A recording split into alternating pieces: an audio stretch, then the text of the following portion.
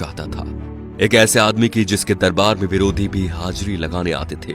इनका नाम था बाला साहेब ठाकरे। चांदी के सिंहासन पर बैठने के शौकीन बाल ठाकरे खुलेआम धमकी देते थे। ये बात है सन 1990 के आसपास की। कश्मीर में इस्लामी आतंकवाद चरम पर था। कश्मीरी पंडितों को भगाया जा रहा था। अमरनाथ यात्रा चल रही थी। आतंकवादियों ने यात्रा बंद करने की धमकी दे दी और कहा जो भी अमरनाथ यात्रा आएगा वो वापस नहीं जाएगा। तब बाल ठाकरे ने एक बयान दिया कि हज के लिए जाने वाली 99% फ्लाइट्स मुंबई एयरपोर्ट से जाती है। देखते हैं यहां से कोई यात्रा मक्का मदीना कैसी जाती है। अगले दिन ही अमरनाथ यात्रा शुरू हो गई। सन 1992 में बाबरी मस्जिद ढहा दी गई तो बाल ठाकरे आपकी अदालत शो में आए हुए थे। जब उनसे कहा गया कि सुना है ये काम शिव सैनिकों ने किया है, तो वे बोले यदि ये काम शिव सैनिकों ने किया है तो ये गर्व की बात है। बाल ठाकरे का बचपन का नाम था बाल केशव ठाकरे, जो वक्त के साथ साथ बाला साहेब ठाकरे बन गया। 1980 के दशक में बाला साहेब ठाकरे ने मुसलमानों के बारे में कहा कि ये कैंसर की तरह फैल रहे हैं और देश को इनसे बचना चाहिए।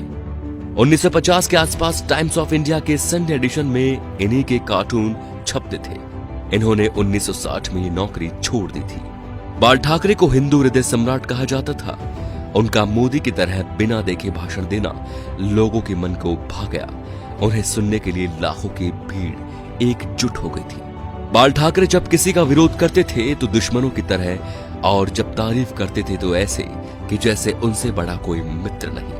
19 जून 1966 को बाल ठाकरे ने शिवाजी पार्क में नारियल फोड़कर अपने दोस्तों के साथ पार्टी बनाई, शिवसेना, जो आज भी चल रही है।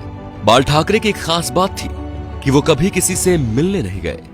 बड़े बड़े बॉलीवुड एक्टर बियर पीने और उनसे मिलने उनके घर आते थे, जैसे नरेंद्र मोदी, माइकल जैक्सन। बाल ठाकरे के कुछ स्पेशल शौक थे, सिगार, व्हाइट वाइन एक्सेट्रा।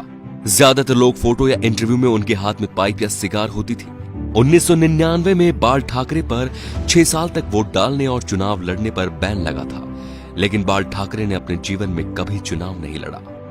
अपनी मौत से 2 महीने पहले ठाकरे का एक बयान आया कि आर्मी मेरे हवाले कर दो, मैं देश को 1 महीने में ठीक कर दूंगा। 17 नवंबर 1912 बाल ठाकरे का निधन हो गया। इस दिन मुंबई बंद था। अंतिम यात्रा में 5 लाख लोग शामिल हुए।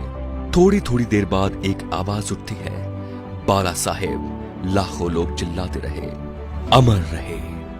बाल ठाकरे ना तो मुख्यमंत्री थे और न सांसद, फिर भी उन्हें मरने के बाद 21 तोपों की सलामी दी गई, जो राष्ट्रपति प्रधानमंत्री को मिलती है। ये रुतबा था बाला साहेब ठाकरे का।